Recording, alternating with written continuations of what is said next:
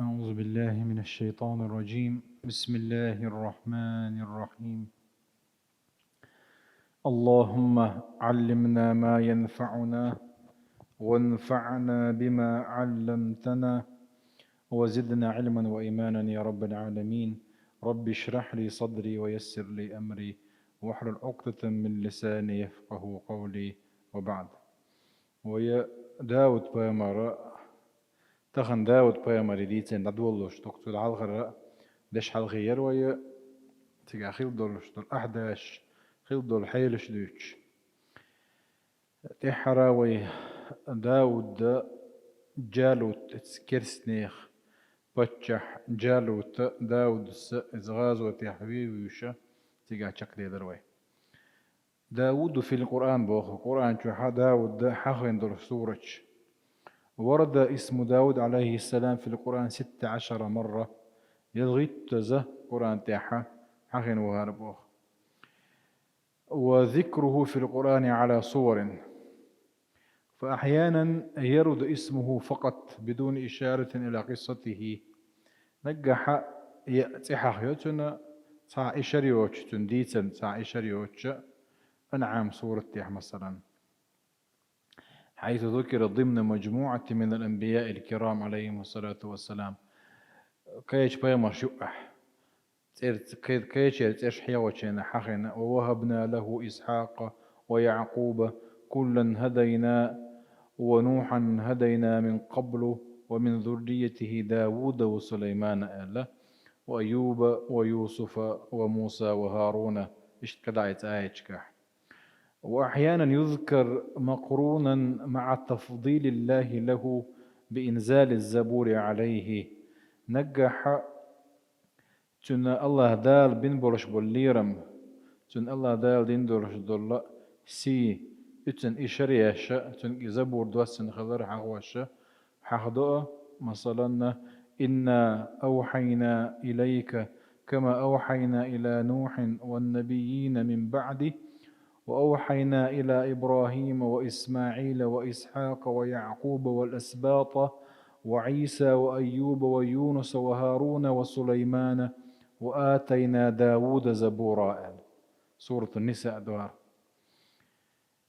سورة إسراء وربك أعلم بمن في السماوات والأرض ولقد فضلنا بعض النبيين على بعض وآتينا داود زبورا داود بيامر دوسن دولش جيندو وحيد إذا الله ير إذا دلشات ال نجح تن إبوه دعبولش تن إشرياش عغده بعدما قتل قائد أعدائه جالوت ويا وقصة عمدي تسرى وجالوت توين ولشلخان فهزموهم بإذن الله أي طالوا تتصغينا حبتشع ولشا سير الله دير بروبانس إيشيد كرسنخ وقتل داود جالوت أن جالوت فير داودس تمح غازوتح وآتاه الله الملك والحكمة وعلمه مما يشاء. سلسو نخ الله دال تنا بتش حلقل دلرة حكمة وحيد دائتر بوه اشت الله دال عما علما قحصو ويحكرس. وأحيانا يذكر اسمه في سياق لعن الكفار من بني إسرائيل. اشتكرسنا خنا اشدير قهيت مهجين بلقش حيوة كان نعطول كان حهو لعن الذين كفروا أي كرسنا خنا نعط خلا من بني إسرائيل بنو إسرائيل اشكر على لسان داود بيغمر متي غلا وعيسى بن مريم عيسى بيغمر تنمتي غلا ذلك بزهند هو عنده ذلك بما عصوا وكانوا يعتدون. الله دالا ختن داز وشندي عاب عيس اشغل دير. وفي سورة الأنبياء ذكر مرتين وأنبياء سورة وشخص عقنا إباخ مرة في الإشارة إلى حكمه وقضائه تنجح هنا إشارة قال يري حكمة بروليني يقتن يولش الله قضاء سديسكي رشيني قال يردو إذا في الغنم التي أتلفت الزرع لو استغش تا ين يلهم هلك ينشينا تحق احتاره تا قضى آخر شلطي سليمان بايمر والخانوزة واستدراك ابنه سليمان بايمر تيك واشز سنة ولي خوش تمتع وداود وسليمان إذ يحكمان في الحرث يعني داود سليمان إذ يحكمان قال يردو إذا في الحرث حرثين يلوم يوم بيش بوله ومرة في الإشارة إلى تسبيح الجبال جبال اليمنى شدو طيرة حوزي دو تارة داود بايمر ثاني تو زبور ديوشين تحي ديوش غلر تو تسبيح ديشين عسان داود ثاني تحي تسبيح ديش غلر وسخرنا مع داود الجبال يسبحنا والطير يعني يسبحنا تسبيح جبما اليمنى شدورة داود بايمر خش دولش كيجنا غنا خش دولش والطيرة حوز الشيء وفي سورة النمل ذكر مرتين نمل سورة جوحة شوز حينئذ مرة في الإشارة إلى ما منحه الله من ابنه سليمان داود سليمان ديوز الخوة الله دال ولقد آتينا داود وسليمان علما سليمان داودنا علم لله الباخق ومرة في الإشارة إلى وراثة ابنه سليمان له شلطي سليمان بايمرز داود عبا شلطي بتش على قدسون دي عدالرلي وورث سليمان داود آل فنسلت استوى سبق سورة وحشوز حينئذ ولقد آتينا داود منا فضلا متحي الله دال سن بن بولش بوليرم الله دال كيتشا رخ قستاوين سندير دلس دو نعمة شعوشة يا جبال أوبي معه والطير آل أمتى أوبي بوغ أي ترجعيو تحي آلر دوئس لا منشي حوزرشي سلم أتشمم داود بايمان تحي آلر سلطي داود بايمريك شكر دي آل اعملوا آل داود شكر إت سورة شعدو سبع سورة شعدو إذا اعملوا شكر دي بوغ شكر متيخل دي تيخل دق تيخل خاكي فرخلس سندر اعملوا آل الله دال عمل ثاني ألا اعملوا آل داود شكراء وقليل من عبادي الشكور شيء ليش شخ شيء كاتشن برش خم بيش كاتشن برش دم ديز شكر ديش بيش يزق بعون وأكثر المرات لذكر داود كان في سورة صاد دك حول صاد سورة شح حينئذ بأس حينئذ عن سورة شح اصبر على ما يقولون واذكر عبدنا داود ذا الأيدي إنه أواب فهم ليك بوش صلى الله عليه وسلم تارت مشركنا بوش دلوش من صابر يقرحه شي لي داود دقوا أيت حين أباه إنه أواب أي رجع الله ليلي توب ديش ليلي ورش وقوئس وثلاث مرات في قصة داود مع ملكين الخصمين في الآيات ياج ديش يازن دا تقوى بالقل داخل دوتك اتصاد سورة طي شولة طي دول طي قولة طي دول طي الغول ومرة في الإشارة إلى سليمان الذي وهبه الله لداود ووهبنا لداود سليمان وقع دوئز سليمان داود ولر آل هيا دوئز الخوة نعم العبد الدك لي وإذا إنه أواب سليمان أواب الويتسن ديك صفات دوئز هذه مواضع ذكر داود في سور القرآن أك آية كحخنك واني باخ تلتح داود الخليفة بوص وينشئ أول خلافة أرجاء أقرأ حلق يلش الخلافة عنقايو أول خلافة داود ألقوا دلح خلافة بوص معنى عام دوتن معنى خاص دوتن معنى عام بوغرقة يتبلغ آدم اندير لك دو يسوي معنى خاص دو هقا داود اندير لك معنى خاص بوغش دو خلافة نميسني تشتو يقتوش هوك لاتحة الله ديل حكم ما دعوته ويزر قويز نقاحسن بمعنى خاص وديتسع قستن بوغش تقدو أبشي خلافة بوغرقة هر دنيا ديان دري ديل شرع لي دري ديان دري هر دنيا نحا الله دار سبحانه وتعالى دي بوغ ديش آدم اندير لك دوقس هم ديش أقرأ حلقة دنيا جواس نقبلو آدم ما خليفة الله في الأرض يعني إن سمت بداية داود بقتل جالوت.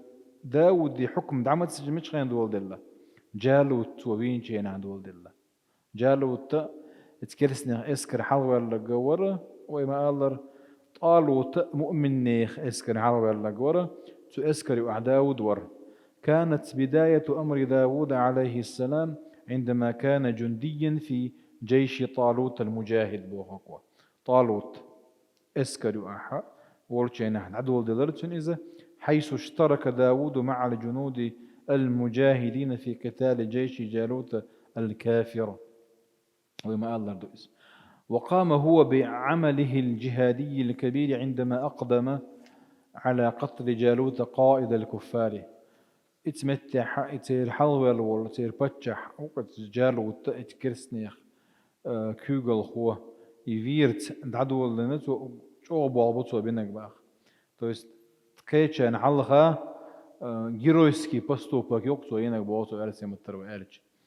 فهزموهم بإذن الله وقتل داود جالوت آل ويديت سندو الآية تويس.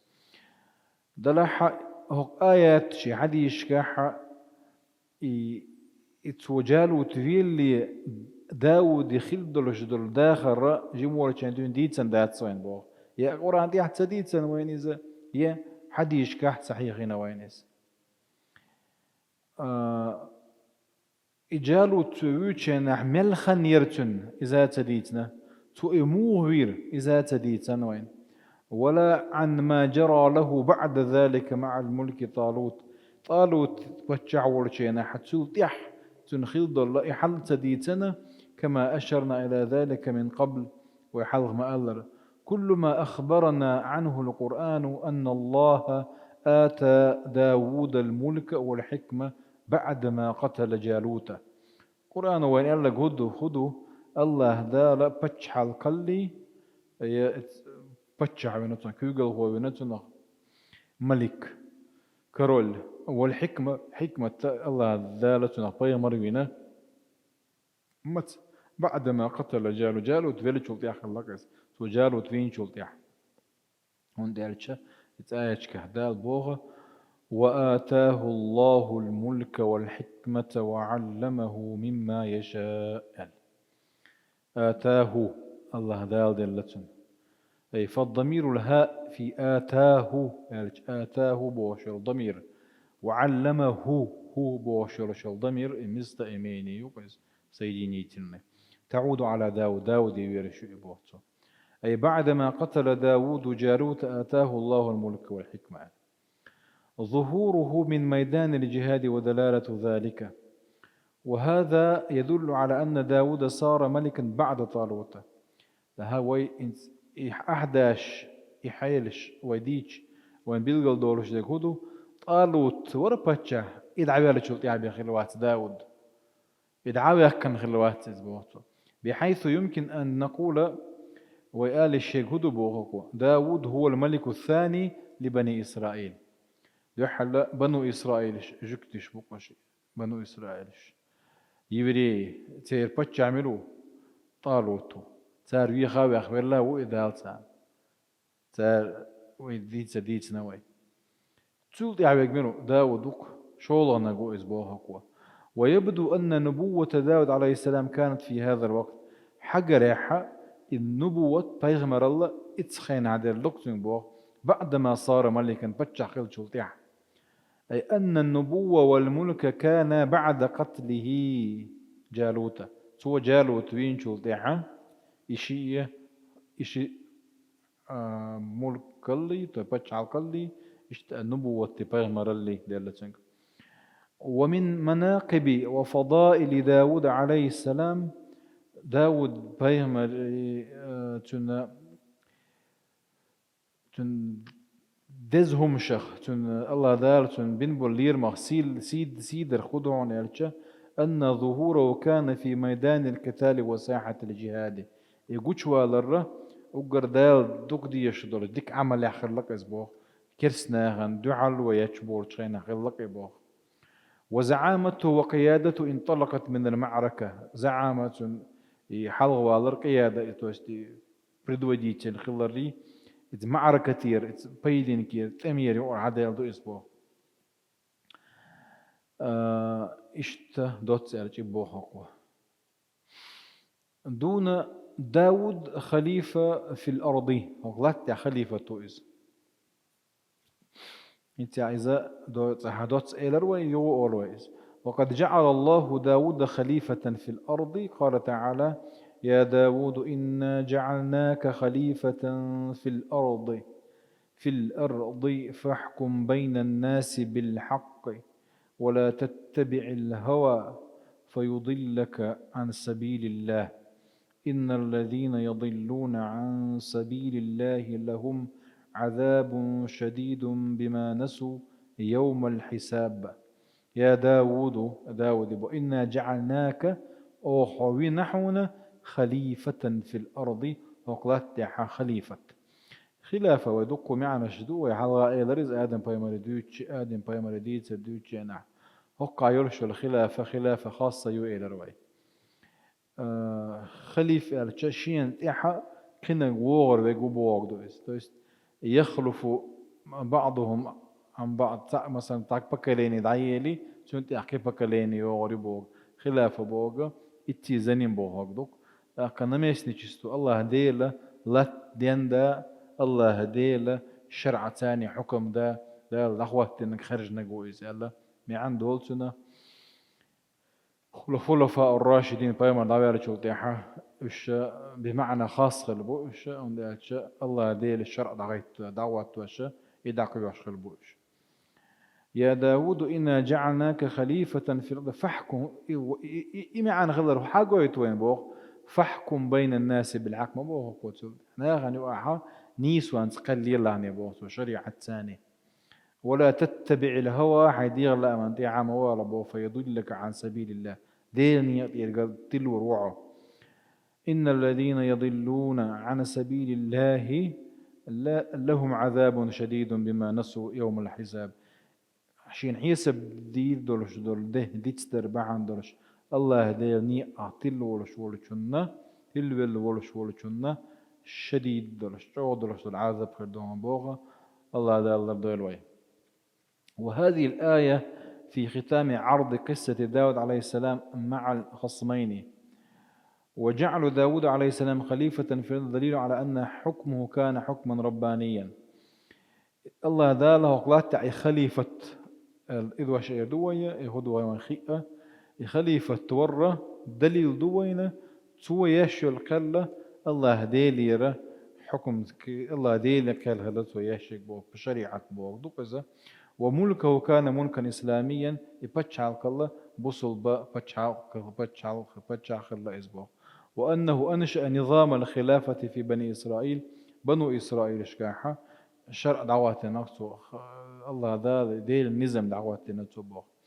وبذلك كان ملكا خليفة ونبيا رسولا عليه السلام سندير خليفة ورشبتشع ورزا فيغمر ورزا الله ذا رؤية جيلنش وربوه ومن لطائف القرآن اللطائف بورغ تونكستي بورغ قرآني قرغير معناش بورغ دوس قرآني لطائف شخ خليفة بوش دولش قرآن تعشوز بيدين ذات الأولى حلخر نجا في قصة آدم عليه السلام آدم بايمر ويتشين هدين ويحيل غائل في سورة البقرة دينا إذ قال تعالى وإذ قال ربك للملائكة إني جاعل في الأرض خليفة قالوا أتجعل فيها من يفسد فيها ويسفك الدماء ونحن نسبح بحمدك ونقدس لك قال إني أعلم ما لا تعلمون أي متى إني جاعل في الأرض خليفة الله لا تتحى خليفة وورك شابونا شو الله نجا في وصف داود ويتشينا هذا كنت تعوديت سندرس دول آية يا داود إنا جعلناك خليفة في الأرض وفي هذا اتشوز إدارة دلالة وين تاع قرقية ما عنده وين بو خز ما عنده بو لطيفة تونكستي بو فآدم عليه السلام هو أبو البشر مصه أدمي ذا وآدم بايمر وهو أول خليفة في الأرض وقلت أجر حلغر نك خليفة وإذا دلاحة بمعنى العام للخلافة. خلافة بوش دول دشي أبشي معا ويحاش إيش تو إسبوع يخدوتن أبشي معا هدو، وهو الاستخلاف في الأرض وتعميرها. أي هو قلت يا الله دالها لات ديندا وإصلاحها أرتود قال لي اللي رشمت قطوية لات أخكا أخش بوغدات وإذا ناس دولش دولهما كذا لهما دوسوية على منهج الله وشرعه. الله هدي المنهج ثاني شرع ثاني. وقد جعل الله الإنسان باعتباره إنسانا سيد الأرض. أدم ما داي إزبو ده حقلات إيلي ونأزبو الله دال آدم وظل له لات دقي أدمن متح دربو أدمن متع ما دقي لات الله دال ولات تعمل دولش دولهم وين قارن دول استقلع دولهما. هو الذي جعل لكم ما في الأرض جميعا ما بودال وسخر له كل ما فيها وطالبه أن يعمرها ويصلحها ويكون خليفة فيها. إذا متحدنا تنق الله ذالا تعمير سجدات ديندر ويصلحها ويكون خليفة فيها. ولهذا كان أول شخص من البشر هو أول خليفة بالمعنى العام. سندر أجر حلخر أدم ما هو دنيا شو عدلوش دول الله دال قولا ولا شو آدم بيمرو إذا معني أجر حلخ خليفة وري وهو آدم عليه السلام كما نصت آية في سورة البقرة. أما الخليفة الثاني في القرآن هو داود عليه السلام. داود وقويبه إن داود خليفة بالمعنى الخاص للخلافة. خلافتي آدم فيما خلافتي أجر أدلني مع عندك قسطا مع عندك سنبو وليس بالمعنى العام الذي تحقق في خلافة آدم. آدم فيمر ورشتن خليفة خلوات سبو إنه خليفة بمعنى الشرعي شرعا نجح المتمثل في إيجاد نظام حكم على شرع الله. بس الله ذيل الشرع الثاني نظام دعوة ديش دلش خليفة يهكا ناخن الله ذيل الشرع الثاني قلي يشورش خليفة إذا. وهذا ما صرحت به الآية إذا وإن آية يلقدو يا داود إنا جعلناك خليفة في الأرض فاحكم بين الناس بالحق. ناخن أعبقوا قليل يعني ولا تتبع الهوى فيضلك عن سبيل الله. آية النامع عندنا وين. وهذا المعنى لم يذكر في الآية التي أخبرت عن استخلاف آدم. وفحكم بوش دولش دول معنى آدم ويتشين عديد سندات وين بو دلح داود ويتشين عديد سنة مباخذ. وبما أن داود خليفة بمعنى الشرعي الخاص فقد زوده الله بالوسائل والأدوات التي تساعده على القيام بالخلافة. إذا اتمعني يخليف ولدير الله ذاله يخليف شي خلافة الدقيعة اتونش بنتنا ني أشدر لتن مو دلة بتشح بنا إذا بيمر دلة بيمر دلة تنجا بيمر شو الحال خلا بيمر دلة بتشح سغلق بتشح ولشول بيمر أقر حال خلنجا داود شلت الله دال وآتاه العلم علما دل شابه ولقد آتينا داود وسليمان علما وآتاه الفضل سيلة اللقز الله ذالت قستن بن بولش بالليرة مقزة. ولقد آتينا داود منا فضلا سورة 7 جوحة اشت حكمة وآتاه الحكمة وفصل الخطاب. فصل الخطاب ناغن وعقلية نيس كلي عامنا جوز خلا وشة سوديس كي رشين يشكح جو جوز يشغل ثالث. وشددنا ملكه وآتيناه الحكمة وفصل الخطاب اشت وآتاه الزبور جينا دوسنا وآتينا داود زبورا. ونلحظ حرص الآيات على التعبير عن الإنعام على داود بهذه الأدوات والوسائل بالإتيان. تدوي يشتك ودوه كعبو إيش هذدقي الله دارك آية كاحة آتيناه وشددنا ملكه ولقد آتينا بوش شادل بوش ديتنا وينا إذ الله دالة إذ داود أن دلدلش دل نعمة شدوش. داود مؤسس الخلافة الإيمانية.